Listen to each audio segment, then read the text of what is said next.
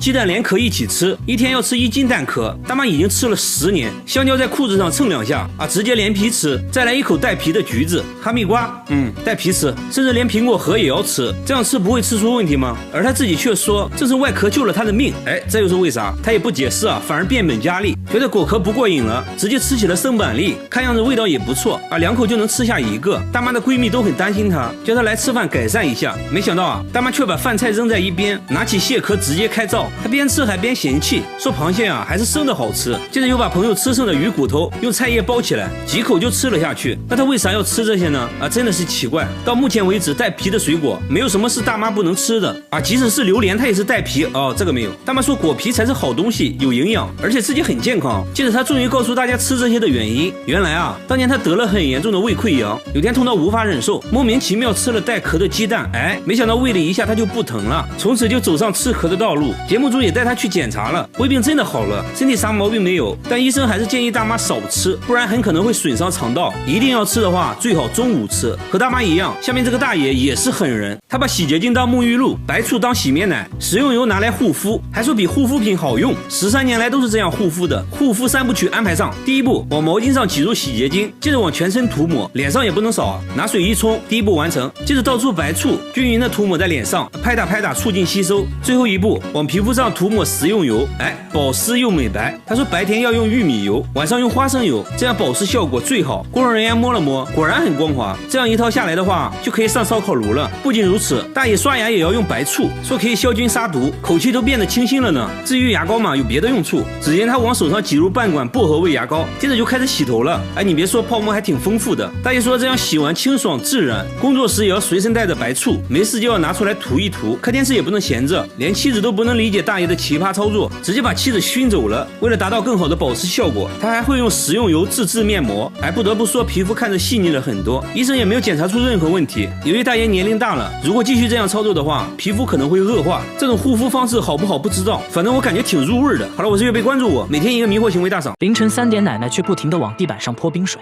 说这样做完全是为了保命，还说她家的房子会自己加热，室温常年64度，把平底锅放地板上，不开火就能把鸡蛋煎熟，水龙头流出的也都是热水，墙纸都烧焦了，往墙上泼水还会发出滋滋的声音，不小心碰到都能烫个水泡，在屋里站一会就会汗流浃背。不仅如此，卧室的温度竟达到了70度，这睡一觉还真有可能会死。为啥会这么热呢？起初都以为是加热器出了故障，检查后发现加热器根本就没插电，所以不可能是加热器问题。大家又觉得那肯定是电路方面的问题，接着检查了所有电路，结果一些正常有可能的因素都排除了，但还是找不到问题所在。奶奶热得根本睡不着，只能不停往地板上泼水来降温。邻居们对此议论纷纷，有人说房子下面有温泉，还有人说房子下面有地狱之火。一时间关于他家的谣言越来越多，那到底是什么原因导致的呢？就在节目组测量外墙温度时，意外发现电表的温度异常高，即使在断电后，它仍在工作。看来这电表有问题啊！打开电表的瞬间，火花四溅，原来这电表漏电了。专家说房子高温很有可能就跟漏电有关，随即对房子里里外外研究半天，终于知道了怎么一回事。原来这房子是钢架结构的装配式简易房，当电表短路时，整个房子都是导体，产生的热量会通过钢架传递到整个房子，所以才会出现超高温的现象。幸亏发现的早，不然煤气罐都有可能发生爆炸。随后维修人员找到粘在一起的电线，经过修复，一切恢复了正常，这下终于可以好好睡一觉了。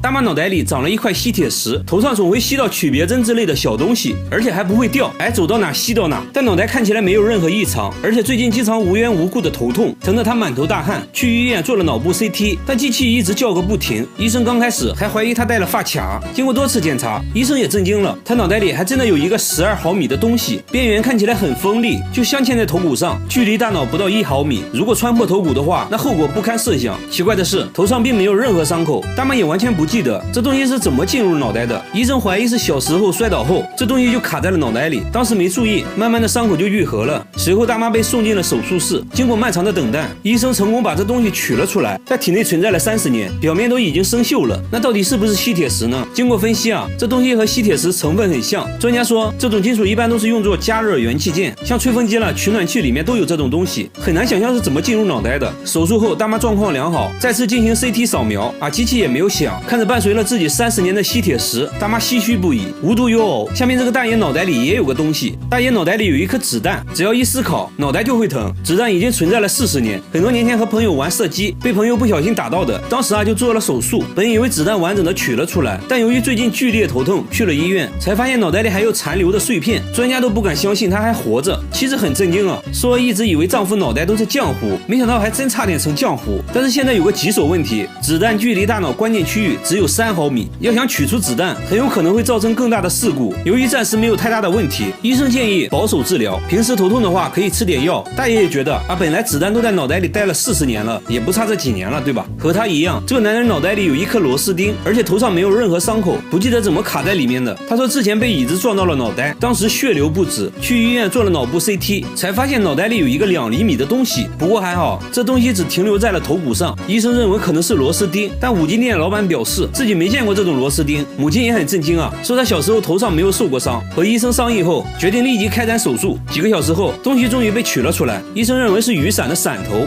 确实非常像。他也说小时候经常和小伙伴拿伞打着玩，可能无意间就卡在了脑袋里。不过现在他可以健康的生活了。要我说更奇葩的还要数下面这个大妈。大妈屁股上长了一块6厘米长的玻璃，玻璃已经存在了36年，她却毫无察觉，还说一点都不痛。直到一次健身的时候，突然屁股剧烈疼痛，检查过后才发现屁股里竟然有一块玻璃，玻璃距离肠道只有1厘米，剧烈运动或者稍有不慎都会伤到内脏，按说都会出现感染或者肿胀的情况，但大妈36年来没有任何症状，这就很奇怪了。那玻璃是如何进入身体的？大妈回忆说，年轻时有次不小心撞碎了玻璃门，当时就腿上扎了一个玻璃碎片，其他地方没感觉到疼，万万没想到屁股上还有一个，就这样存在了36年。下面这个男孩也很神奇，他从8岁就开始脱发，全身上下一根毛都没有，眉毛光秃秃的，下巴也干干净净，甚至连睫毛和鼻毛都没有。同学们嘲笑他是怪胎，这让他很自卑，不管去哪都要戴着帽子，连帽子后面的洞也要缝起来，永远坐在教室最后一排。他说走在街上，感觉别人都在议论他，甚至患上了抑郁症，休学了1年，即使在家里也要戴着帽子。母亲说去过很多医院